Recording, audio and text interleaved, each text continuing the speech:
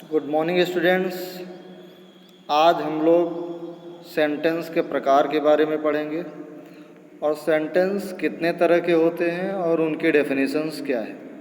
पिछली कक्षा में हम लोगों ने पढ़ लिया था कि सेंटेंस क्या होता है।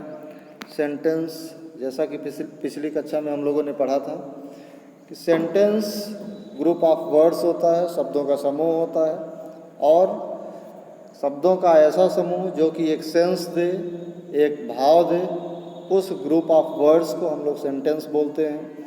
तो उसी तरह से आज हम लोग सेंटेंस के प्रकार के बारे में पढ़ेंगे कि सेंस के आधार पर कितने तरह के सेंटेंस होते हैं। तो सेंस के आधार पर 4 या 5 तरह के सेंटेंस होते हैं। पहला सेंटेंस जो है वह डिक्लेरेटिव सेंटेंस कह लीजिए या फिर असर्टिव सेंटेंस कह लीजिए। असर्टिव सेंटेंस वो सेंटेंस होता है जो स्टेटमेंट के फॉर्म में होता है। A sentence that makes a statement or assertion is called a declarative or assertive sentence. इसी को डिक्लेरेटिव सेंटेंस कहते हैं, इसी को असर्टिव सेंटेंस कहते हैं, जिसमें सीधा सीधा भाव निकलता है। एग्जाम्पल के रूप में जो पहला एग्जाम्पल है आप देख सकते हैं कि Humpty Dumpty sat on a wall. कि Humpty Dumpty sat on a wall ये एक ऐसा सेंटेंस है जो असर्टिव है, जो सीधा सीधा भाव दे रहा है, ना तो प्रश्न पूछा जा रहा है और न ही कोई प्रश्न किया जा रहा है और न ही कोई इसमें आज्ञा वाली बात है, न कोई रिक्वेस्ट वाली बात है और न ही कोई एक्सक्लेमेटरी सेंटेंस का भाव इसमें आ रहा है। इसलिए यह एक असर्टिव सेंटेंस है। दूसरे सेंटेंस की बात करें हम तो वेयर डू यू लिव, आप कहाँ रहते हो। यह सेंटेंस एक प्रश्न पूछ रहा है, इस सेंटेंस से एक प्रश्न पूछा जा रहा है। तो ऐसे सेंटेंस जो प्रश्न पूछने का कार्य करते हैं उनको हम इंट्रोगेटिव सेंटेंस कहते हैं। अ sentence that ask a question is called an interrogative sentence. ऐसा सेंटेंस जिसके माध्यम से प्रश्न पूछा जाता है उस सेंटेंस को हम इंट्रोगेटिव सेंटेंस कहते हैं। यानी प्रश्न किया जाता है, वेयर, व्हाट, व्हाई, व्हेन, ये ऐसे वर्ड्स हैं जिनके माध्यम से प्रश्न किया जाता है और उन प्रश्नों को समझा जाता है। अगला सेंटेंस इम्परेटिव सेंटेंस है।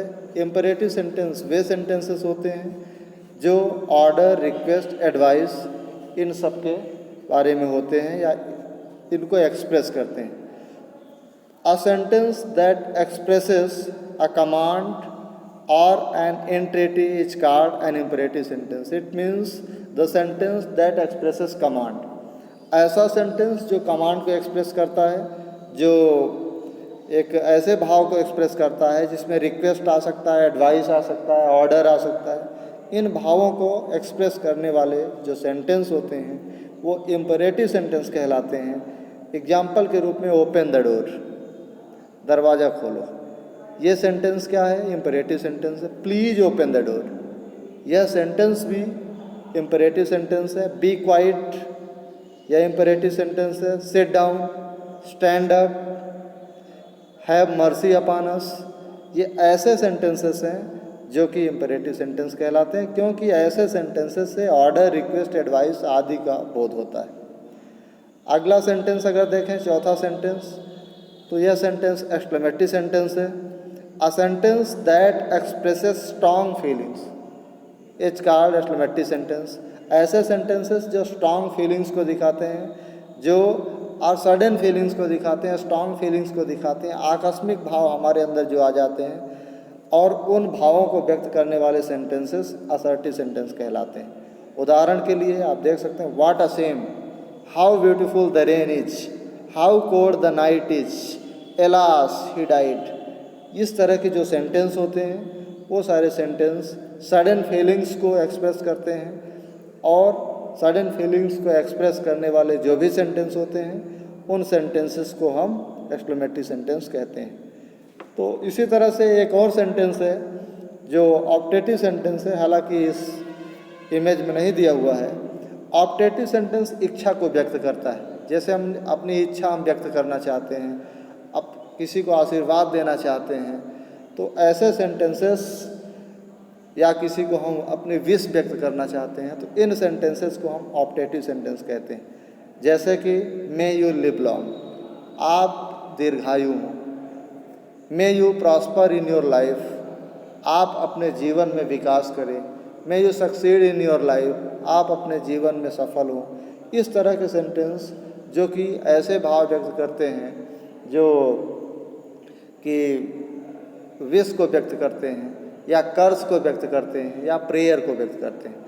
The sentence that expresses wish, कर्ज और prayer is called operative sentence.